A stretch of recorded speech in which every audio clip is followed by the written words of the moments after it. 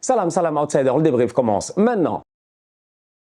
Arsenal revient à 2 points de Liverpool en Première Ligue après une victoire aujourd'hui 3-1 à l'Emirates face à Liverpool. La vérité, c'est que cette année, on a joué Liverpool 2 fois. On a eu l'occasion de prendre 4 points sur une excellente équipe de Jürgen Klopp. Jürgen Klopp nous a annoncé il y a quelques jours, si je ne m'abuse, il y a quelques jours, il nous a annoncé que c'était sa dernière saison. C'est The Last Dance. Après tout le travail qu'il a fait à Liverpool, je pense que c'est le moment de le féliciter. C'est un très très grand coach. C'est pas n'importe qui. Il a remis ce club-là à un niveau où ça faisait des années où Liverpool n'atteignait pas ce niveau-là. Il a réussi à gagner la Première Ligue face à un Manchester City qui est un ogre. Il a réussi à gagner une Ligue des Champions. Ça aussi, il faut le saluer. Il a même fait 2 finales de Ligue des Champions. On était là, on a vu. Maintenant, ceci étant dit, on les a tapés.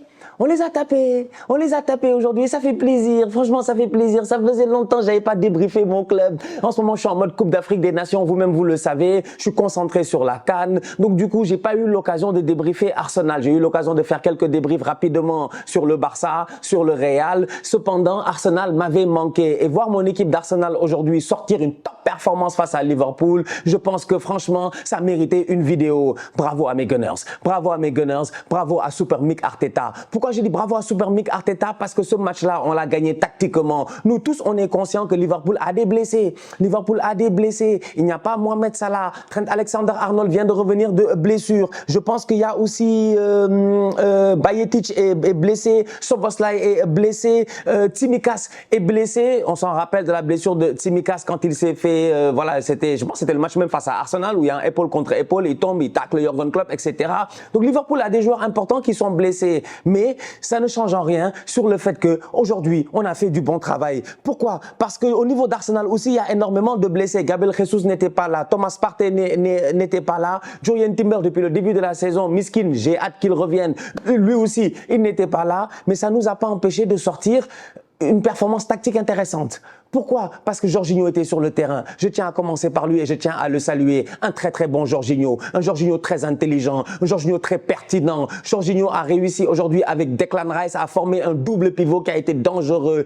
Et c'est là où c'est intéressant. Pourquoi? Parce que Liverpool, nous tous on le sait, leur milieu de terrain, c'est un peu le moteur. C'est un peu le moteur. Ça a été le moteur pendant des années sous Jürgen Klopp avec différents joueurs, des Jordan Henderson, des Wijnaldum, des Fabinho. Si tous ces gars-là sont partis, il y a eu un changement. McAllister est arrivé. Trent Alexander-Arnold, de temps en temps, dans un système hybride, il vient, il s'insère au milieu de terrain. Donc, du coup, c'est là où je salue Mikel Arteta. Dans le positionnement de certains joueurs, on a créé un carré, on a créé un box, on les a enfermés au milieu de terrain. On les a enfermés au milieu de terrain. C'est ça qui nous permet d'ouvrir la marque. C'est ça qui nous permet de pouvoir créer certains décalages. Parce que autant Arsenal est capable de jouer sur la largeur, excusez-moi. Autant on est capable de jouer sur la largeur avec un Gabriel Martinelli qui colle la ligne et un Bukayo Saka qui colle la ligne. Autant on est capable, quand on n'a pas le ballon, de se positionner avec un carré au milieu de terrain entre Declan Rice, Jorginho, Kai Havertz et puis Martin Odegaard. Jorginho a été sensationnel. Il est à saluer. Que dire de Declan Rice, sans aucun problème. Des récupérations de balles propres, des relances propres. Dès que Declan Rice a un coéquipier à côté de lui qui est capable de faire les tâches défensives, il devient de plus en plus fort. Je l'ai dit la dernière fois, Declan Rice a besoin d'avoir quelqu'un pour l'épauler. Il a besoin d'avoir quelqu'un pour l'épauler. Kai Havertz n'est pas le numéro 8 qu'on pense qu'il doit être, mais Kai Havertz est peut-être le faux 9 qu'il pense qu'il est. Parce qu'il est dangereux. C'est là où j'ai envie de passer sur Kai Havertz. Declan Rice s'est géré, Jorginho s'est géré, mais que dire du match de Kai Havertz? C'est un tocard. C'est un tocard. Il est aussi pertinent qu'impertinent. Kai Havertz sur le but de Bukayo Saka, c'est son but.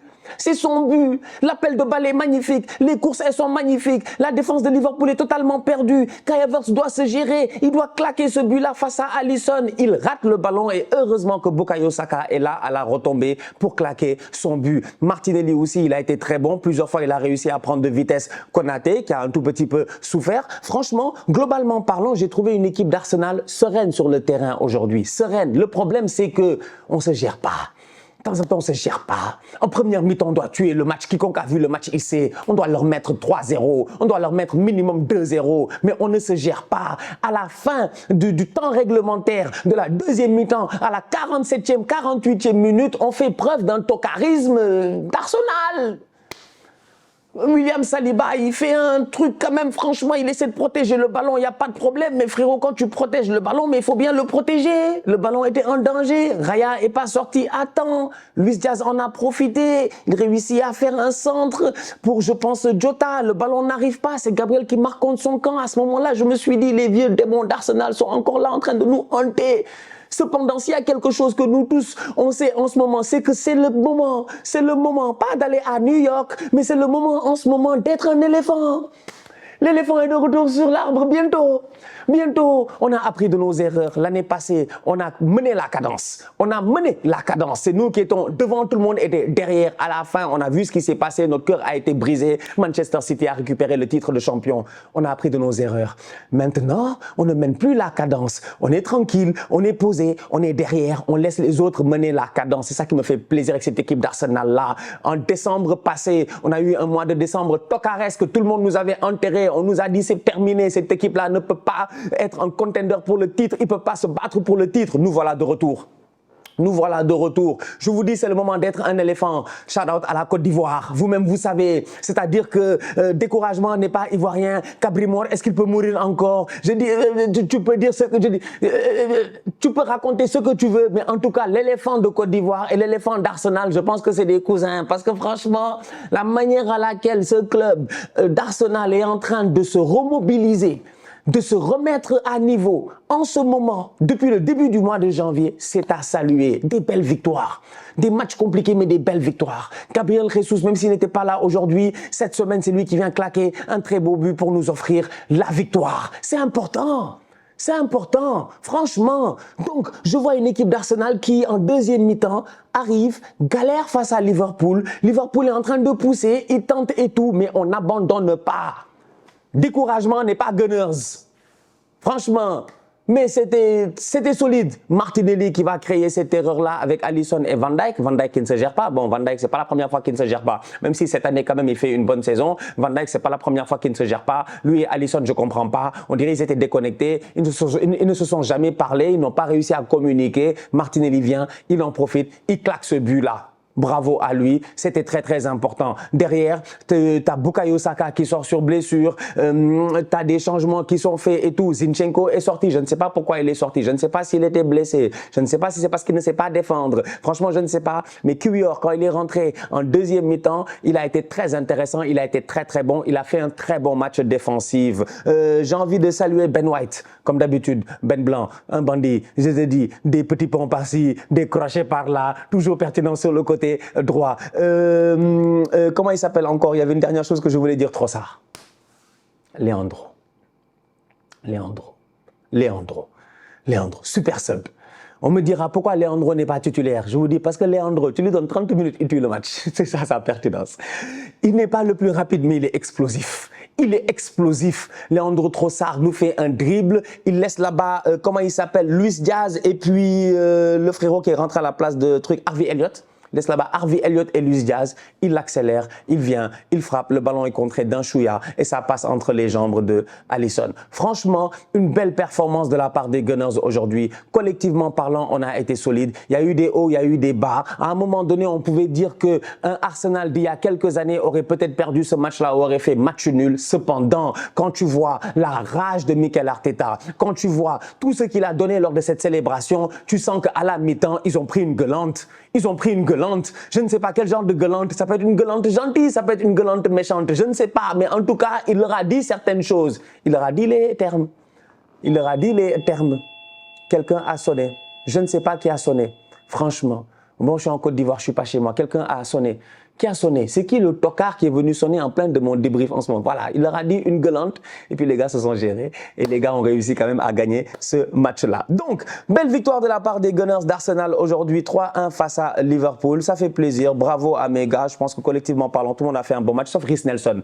Lui, c'est un grand nulard. C'est un grand nulard. Reiss Nelson, à un moment donné, tu as une contre-attaque ou je sais pas, un beau jeu d'Arsenal. Franchement, ça joue bien. Il y a un décalage qui peut être fait. Tu as Martin Odegaard et Ben White qui sont là-bas en mode Bellingham, en mode frère. frère, donne-nous le ballon, il revient en arrière, constamment à revenir en arrière. S'il te plaît, quand on joue au football, on joue vers l'avant. Quand tu es un ailier, tu dois avoir cette capacité-là de pouvoir dribbler en 1 contre 1, comme Trossard l'a fait. Moi, Reiss Nelson, sincèrement, il ne me satisfait pas. Je l'ai dit ici plusieurs fois, à mon humble avis, il n'a pas le niveau de jouer à Arsenal. Donc, ça nous donne un Arsenal de retour, j'ai envie de dire, voilà, dans la course au titre. Un Manchester City derrière qu'on n'oublie pas, ils ont 2 matchs en moins, donc s'ils gagnent les 2 matchs, je pense qu'ils repassent premier. Cependant, j'ai envie de dire à City, pardon, s'il vous plaît, pardon, vous voulez gagner le titre, pourquoi? Vous voulez gagner le titre, pourquoi? Par ego. On sait si vous les meilleurs, vous nous fatiguez, ça fait des années, vous nous traumatisez. Il n'y a que Jürgen Klopp qui a réussi à venir foutre le bordel et a réussi à gagner un titre dans les 6 dernières années de domination de Manchester City. Donc s'il vous plaît, City, laissez-nous nous battre contre Liverpool. Laissez-nous nous battre, je dis bien, contre les Jamie Carragher et toutes ces légendes de Liverpool là qui, on dirait, ils ont une dent contre Arsenal. S'il vous plaît, laissez-nous tranquille. City, s'il vous plaît, par pitié, quoi, laissez-nous nous battre contre Liverpool. En tout cas, blague à part, d'un autre côté, j'ai pas eu l'occasion de voir les autres matchs de la journée. Chelsea, comme d'habitude, dans le tocarisme ultime, ils ont encaissé 8 buts. 4 aujourd'hui, 4 cette semaine face à Liverpool. Ils ont encaissé 8 buts lors des 2 derniers matchs. J'ai vu le match la dernière fois face à Liverpool. Une défense de nullard. Il y en a, ils vont parler d'arbitrage, tout ça. Bon, écoutez, l'arbitrage fait partie du football. Donc, à chaque fois, nous tous, on se plaint d'arbitrage. Donc, ça, c'est une réalité. Cependant, ça ne change en rien sur le fait que l'alignement défensif de la défense de Chelsea est incompréhensible. Que ce soit les Badiashile, les Disasi, machin, Chilwell, etc. C'est assez compliqué. Chelsea a perdu aujourd'hui 4-2 face à Wolverhampton. Je sais pas ce qui se passe à Chelsea. J'ai hâte de voir en fin de saison s'ils ne font pas une compétition européenne, comment ils vont se gérer avec le fair play financier. Mais voilà, c'est assez galère. Manchester United, de son côté, ça va mieux quand même. La dernière fois, j'ai eu l'occasion de voir le petit Maino, qui est un très très bon joueur dès la pré-saison. On l'a vu, malheureusement, il a été blessé en pré-saison. Mais depuis qu'il est de retour, il s'installe dans cette équipe-là, à côté de Casemiro. J'ai eu l'occasion de voir le petit Maino claquer ce but-là qui leur offre la victoire. Là, il gagne 3-0 face à West Ham, sincèrement. Eric Ten Hag, on a eu l'occasion de le dire plusieurs fois cette saison, c'est Eric Ten Hag, quoi. Eric Ten Hag. Lui, il s'en sort, quoi. Il se débrouille, il s'en sort. C'est pas encore le Manchester United qu'on a connu dans le temps, mais ces temps-ci, ils font quand même de bons résultats. Donc, voilà. La famille, on se capte très bientôt pour un nouveau débrief. Demi-finale de Coupe d'Afrique des Nations qui arrive très, très bientôt. D'ici là, continuez à liker, on continue à partager. On s'abonne. On est ensemble, on reste en santé, c'est le plus important toujours. Tous outsiders.